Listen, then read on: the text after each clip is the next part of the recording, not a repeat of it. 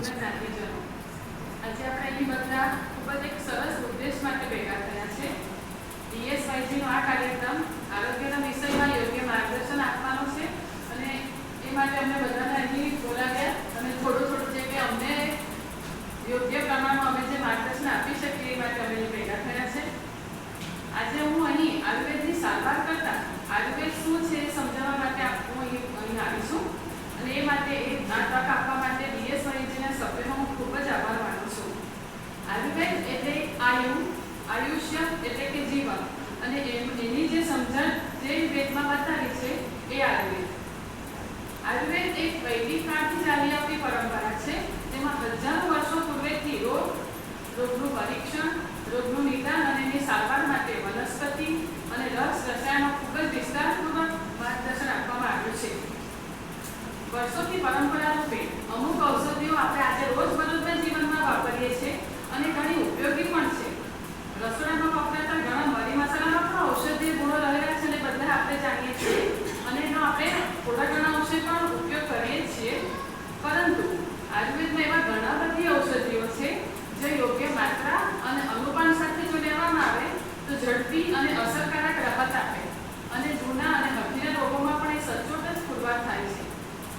રોજિંદા ઘરેલું ઉપચારોમાં આપ બધા જાણો છો કે વાયુ, પિત્ત અને કફ, હવે બધા રોગો પર તમને ખબર જ છે થોડું ઘણું કે અજમો, મેથી, હિંગ, જીરું, ઈસબગુલ, મરી, તુલસી, આદુ વગેરે બધા જાણીતા દ્રવ્યો છે અને આપણે બધા કોઈને કોઈ રીતે ઉપયોગ કરતા જ રહીએ છીએ અને થોડો ઘણો ફાયદો એમાંથી આપણે મેળવીએ.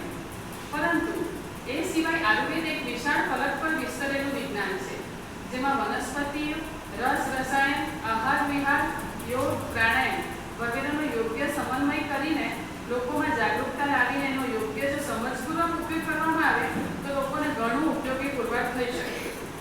આયુર્વેદમાં આહાર વિહાર પર પુષ્કળ ભાર મૂકવામાં આવ્યો છે. દિનચર્યા અને ઋતુચર્યા અમારા આયુર્વેદમાં સ્પેશિયલ બતાવી છે કે અમુક ઋતુમાં અમુક તમારે ખોરાક લેવો જોઈએ, આ રીતનું તમારે વર્તન કરવું જોઈએ, આ પ્રમાણે આપણે લાઈફસ્ટાઈલ બદલવી જોઈએ. એટલે જો એ ઋતુચર્યા દિનચર્યા બતાવી છે એ પ્રમાણે જો ખોરાક બદલીએ, લાઈફસ્ટાઈલ બદલીએ તો આપણે ખૂબ જ સ્વાસ્થ્યપૂર્ણ જીવન જીવી શકીએ અને એમાં સ્ત્રીઓ ખૂબ જ મોટો ભાગ ભજવી શકે. ઋતુઓ પ્રમાણે, વય પ્રમાણે અને બીમારી પ્રમાણે ખોરાકમાં જો ફેરફાર કરીએ તો જલ્દીથી બીમાર પડાય જ નહીં અને જો બીમારી કંઈ બી આવે તો એનું ઝડપથી બહાર આવી શકાય.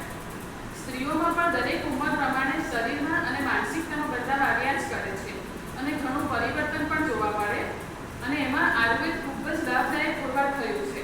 સ્ત્રીઓમાં માસિક ધર્મની શરૂઆત, ગર્ભાવસ્થા, ડિલિવરી પછીનો ગાળો, મેનોપોઝ વગેરે તબક્કામાં આયુર્વેદ ખૂબ જ અક્ષી પુરવાર થયું છે. દરેક કુટુંબને હેલ્ધી રાખવામાં સ્ત્રીઓનો ફાળો અગત્યનો છે. આજની ફાસ્ટ લાઈફમાં ફાસ્ટ ફૂડનું પ્રમાણ, ખાવાનું અને વાપરવાનું ચલણ ખૂબ જ વધી ગયું છે અને એની સાથે અવનવા રોગો પણ વધવા માંડ્યા છે. એ સંજોગોમાં જો સ્ત્રીઓ થોડું ધ્યાન રાખે, આહાર વિહારમાં ફેરફાર કરે અને કરાવે તો ઘણી બધી સમસ્યામાંથી બચી શકાય. આજે તો દરેક સમાચાર પત્રમાં પણ આયુર્વેદ વિશેના લેખો અને પ્રશ્નોત્તરી જોવા અને વાંચવા મળ્યા જ કરે અને બધા લોકો જાણે અજાણે એમાંનું ગ્રહણ કરીને જાતે જ રોગોનો ઉપાય કરવા માંડે. અને હું પેપર પ્રેક્ટિસ કરું. હા, થોડી ઘણી રાહત એમાંથી મળે, પરંતુ હું એવું માનું છું કે કોઈ વૈદ્ય કે ડૉક્ટરના માર્ગદર્શન હેઠળ યોગ્ય પરીક્ષણ કરાવીને પોતાની પ્રકૃતિને ઓળખાવીને જો સારવાર કરવામાં આવે તો એ ખૂબ જ ઝડપી રાહત આપશે અને એ ખૂબ જ અગત્યનું પણ છે.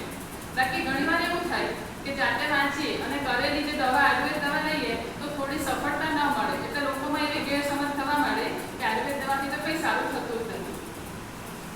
મારે ફક્ત એટલું જ કહેવું છે કે સ્ત્રી સશક્તિકરણ આ વર્ષમાં આપણે સ્ત્રીઓ જ થોડી જાગૃત થઈએ, થોડી અવેરનેસ બતાવીએ તો ચોક્કસ સ્વસ્થ અને સારા સમાજનું નિર્માણ કરી શકીશું.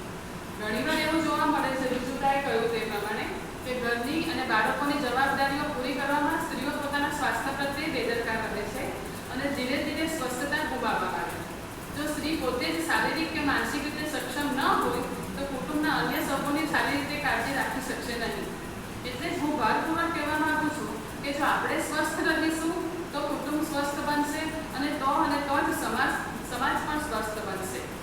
અહીં મંચ પર મને બોલવાની જે તક આપી અને આપ સૌ મને જે સાંભળી, હું બહુ ટૂંકમાં બોલી છું પણ એ માટે તમે મને સાંભળી